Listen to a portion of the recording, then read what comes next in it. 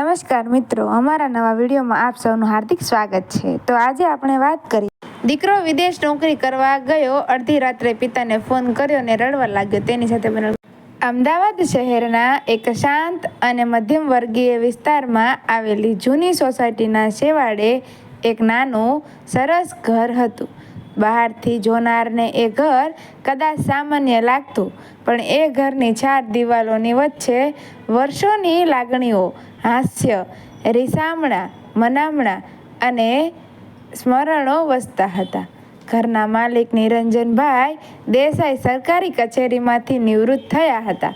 જીવનભર પ્રમાણિકતાની સાથી બનાવીને જીવેલા નિરંજનભાઈ પાસે પૈસાની મોટી સંપત્તિ નહોતી, પરંતુ સંતોષની એવી મૂડી હતી કે જેની સામે મોટી મોટી મિલકતો પણ ફીકી લાગે।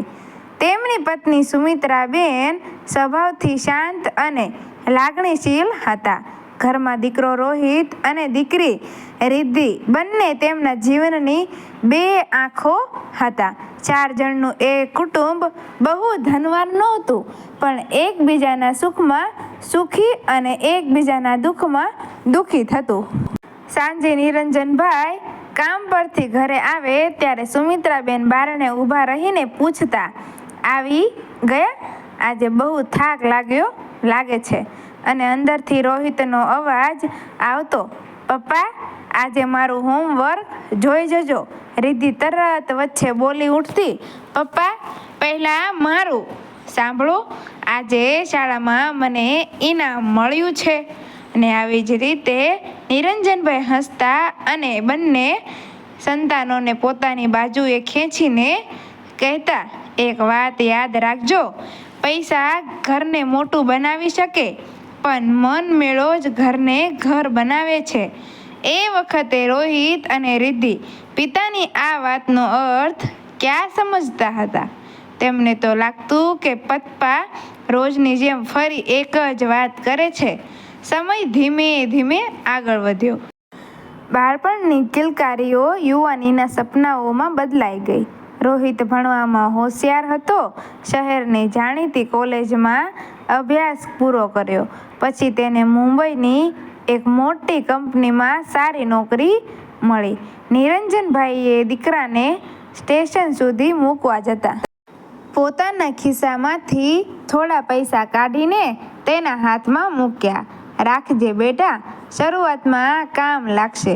રોહિત હસ્યો, પપ્પા, હવે હું કમાઈશ, તમારે મને પૈસા આપવાની જરૂર નથી। નિરંજનભાઈએ પૈસા પાછા ખિસ્સામાં મૂકી દીધા, પરંતુ દીકરાના માથા પર હાથ મૂકીને એટલું જ કહ્યું, પૈસા ન હોય તો ચાલે, પણ ઘર તો ભૂલતો નહીં। રોહિતે હસતા હસતા વચન આપ્યું હતું। મુંબઈએ રોહિતને પોતાની ચમકમાં ધીમે ધીમે ખેંચી લીધો। શરૂઆતમાં તે દરરોજ ઘરે ફોન કરતો, પછી ફોન 2 દિવસે એકવાર થવા લાગ્યો। થોડા મહિનાઓ પછી અઠવાડિયામાં એકવાર, અને પછી તો જ્યારે સમય મળે ત્યારે। એની દુનિયા હવે નવી અને મોટી ઓફિસ, ઊંચી ઇમારતો, મોંઘી રેસ્ટોરન્ટ, નવી કાર અને સફળતાની દોડમાં આગળ વધતા મિત્રો। સુમિત્રાબેન ઘણી વાર સાંજે ફોન હાથમાં લઈને બેઠા રહેતા। અંતે પોતે જ દીકરાને ફોન કરતા, બેટા જમ્યો? હા માં, આજે કામ એવું રહ્યું, સારું હતું, થાક્યો હશે ને થોડો? માં, હમણાં મીટિંગ છે, પછી વાત કરું? હા બેટા। ફોન કપાઈ જતો। સુમિત્રાબેન થોડીવાર ફોનને જોતા રહેતા, જાણે ફોનની સ્ક્રીન પર હજુ પણ દીકરાનો ચહેરો દેખાતો હોય। નિરંજનભાઈ દૂરથી બધું જોતા, પરંતુ ક્યારેય પત્નીને રોકતા નહીં। માત્ર એટલું જ કહેતા, છોકરો પોતાની જિંદગીમાં આગળ વધી રહ્યો છે, એને સમય આપ। સુમિત્રાબેન હળવેકથી કહેતા, હું એને રોકતી નથી, બસ એની સાથે 2 મિનિટ વાત કરવાની ઈચ્છા થાય છે। બીજી તરફ રિદ્ધિના લગ્ન પણ થઈ ગયા। તે સાસરે સુખી હતી, પતિ સારો હતો અને થોડા વર્ષોમાં 2 સંતાનોની માતા પણ બની ગઈ। હવે પિયર આવવાનું ઓછું થતું ગયું। ફોન પર વાત થતી, તહેવારોમાં આવવાનું બનતું, પણ પહેલાં જેવું રોજનું આવવું જવું ક્યાં રહ્યું? નાનું ઘર હવે અચાનક મોટું લાગવા માંડ્યું. જે ઘરમાં ક્યારેક 4 અવાજો એકબીજાને ઢાંકી દેતા, ત્યાં હવે ઘડિયાળની ટીક ટીક અવાજ સંભળાવાતી. સુમિત્રાબેન સવારે 2 કપ ચા બનાવતા, 1 કપ નિરંજનભાઈ માટે અને બીજો પોતાના માટે. ક્યારેક અજાણતા ત્રીજો કપ પણ મૂકી દેતા. પછી થોડી ક્ષણ માટે અટકી જતા. અરે, હવે તો રોહિત અહીં નથી. નિરંજનભાઈ કશું બોલતા નહીં. તેમને ખબર હતી કે ઘરમાં માણસો ઓછા થયા નહોતા, યાદો વધી ગઈ હતી. એક દિવસ રોહિતનો ફોન આવ્યો. પપ્પા, એક વાત કરવી હતી. કહે બેટા. તમે અને મમ્મી હવે એકલા જ છો. આ જૂનું ઘર પણ બહુ મોટું છે. તમે બંને ઘર વેચી દો અને મારી સાથે મુંબઈ પાછા આવી જાઓ. પછી અહીં બધું જ સુવિધાવાળું છે. સારી સોસાયટી છે, લિફ્ટ છે, સુરક્ષા છે. તમને કોઈ પણ પ્રકારની તકલીફ નહીં પડે. નિરંજનભાઈ થોડા સમય સુધી મૌન રહ્યા. બેટા, તારી વાત ખોટી નથી. તો પછી ઘર વેચી નાખીએ તો અહીંની યાદો ક્યાં રાખીશું? રોહિત હળવેકથી હસ્યો. પપ્પા, યાદો માટે આખું ઘર રાખવાની જરૂર નથી. ફોટા રાખી લઈશું.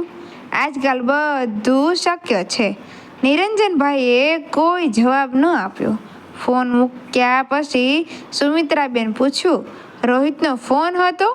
હા, શું કહેતો હતો? નિરંજનભાઈએ વાત ટાળી દેવાની કોશિશ કરી, પણ પત્નીના ચહેરા પરની ઉત્સુકતા જોઈને બધું કહી દીધું. સુમિત્રાબેન લાંબા સમય સુધી ચૂપ રહ્યા. પછી ધીમેકથી બોલ્યા, એને કદાચ ખબર નથી કે આ ઘર છોડવું એટલે માત્ર દિવાલો છોડવી નથી. નિરંજનભાઈએ પત્ની તરફ જોયું. એને એક દિવસ સમજાશે, પરંતુ એ દિવસ કદાચ એમની અપેક્ષા કરતાં વહેલો આવી ગયો. ચોમાસાની એક રાતે નિરંજનભાઈને અચાનક છાતીમાં દુખાવો પડ્યો. સુમિત્રાબેન ગભરાઈ ગયા. પડોશીના મહેશની મદદથી તેમને હોસ્પિટલ લઈ જવામાં આવ્યા.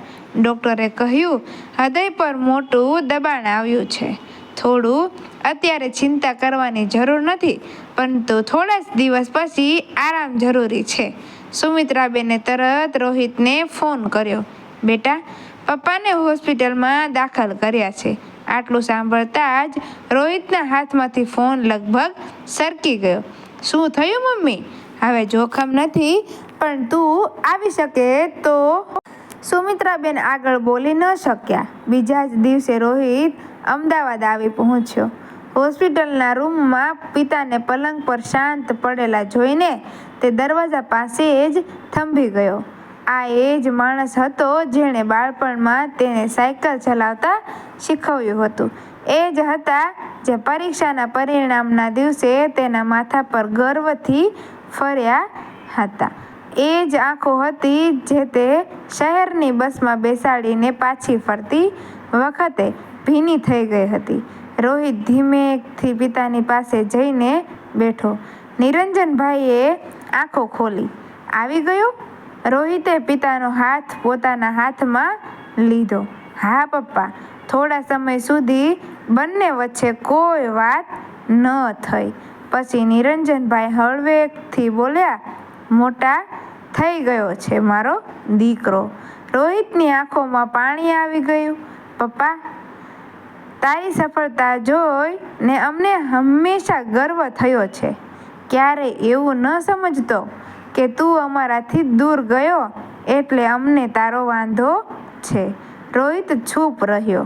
પણ એક વાત છે બેટા, નિરંજનભાઈએ ધીમેકથી કહ્યું, જીવનમાં માણસ ઊંચો ચડે એ સારું છે, પણ એટલો ઊંચો નહીં કે પોતાના લોકોના અવાજ નીચે સાંભળવા બંધ થઈ જાય.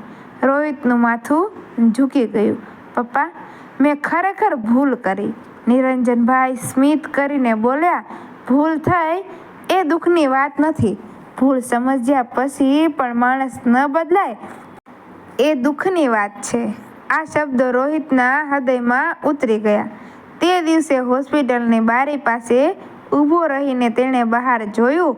શહેર એ જ હતું. રસ્તાઓ પર એ જ દોડ હતી. લોકો એ જ ઝડપે પસાર થઈ રહ્યા હતા. પરંતુ પહેલી વાર તેને પોતાની અંદરની દોડ દેખાઈ. એ દોડમાં તે ઘણું મેળવી ચૂક્યો હતો, પણ ક્યાંક પોતાના જ લોકો પાછળ છોડી આવ્યો હતો.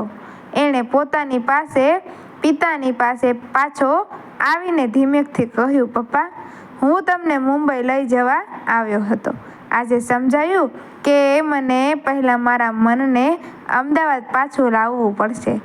નિરંજનભાઈએ દીકરાનો હાથ લંબાવ્યો. હજી મોડું નથી થયું. થોડા દિવસ પછી નિરંજનભાઈ ઘરે પરત ફર્યા. રોહિતે ઘર વેચવાની વાત ફરી ક્યારેય ન કરી. તે મુંબઈ પાછો ગયો, પરંતુ હવે તેની જિંદગીમાં એક નવો નિયમ હતો. સફળતા કેટલી મોટી હોય, દિવસના અંતે ઘરને ફોન કરવો જ. સુમિત્રાબેન માટે હવે ફોન માત્ર ફોન નહોતો રહ્યો, એ ફરી એકવાર ઘરમાં દીકરાના અવાજનું આગમન બની ગયો હતો. માં, આજે શું બનાવ્યું? તું કહે તો બનાવું. મને તો તમારા હાથની દાળ ઢોકળી ખાવી છે. સુમિત્રાબેન હસતા કહેતા, તો આવજે, આ રવિવારે આવું છું. અને ખરેખર રવિવારે રોહિત આવી જતો. ધીમે ધીમે ઘરની હવા બદલાવા લાગી. એક દિવસ રિદ્ધિ પણ પોતાના પતિ અને બાળકો સાથે પિયર આવી. બાળકો ઓટલામાં દોડવા લાગ્યા. રોહિત તે ભાણિયાને ખભા પર બેસાડ્યો. સુમિત્રાબેન રસોડામાંથી ગરમ ભજીયા લઈને બહાર આવ્યા. નિરંજનભાઈ ઓટલા પર ખુરશીમાં બેઠા બેઠા બધું જોતા રહ્યા. ક્યારેક માણસને સુખ માટે નવી વસ્તુઓની જરૂર નથી પડતી. જૂના ઘરમાં જૂના માણસો અને નવી સમજણ આટલું પૂરતું હોય છે. સાંજ ઢળી રહી હતી. આકાશમાં સૂરજ ધીમે ધીમે રંગો ઓગાળી રહ્યો હતો. ઘરના ઓટલા પર બધા બેઠા હતા. સુમિત્રાબેન અંદરથી બોલ્યા, નિરંજન, ચા તૈયાર છે, આવ્યો? નિરંજનભાઈ ઊભા થયા. એક ક્ષણ માટે તેણે આખા ઘરને જોયું. એ જ દિવાલો, એ જ બારણું, એ જ ઓટલો. પણ આજે આ ઘરમાં ફરીથી અવાજો હતા. હાસ્ય હતું, રીસામણા હતા, બાળકોની દોડધામ હતી, પત્નીની ચાની સુગંધ હતી, દીકરાનો અવાજ હતો, દીકરીનું હસવું હતું, અને સૌથી મોટી વાત, મન મેળો હતો.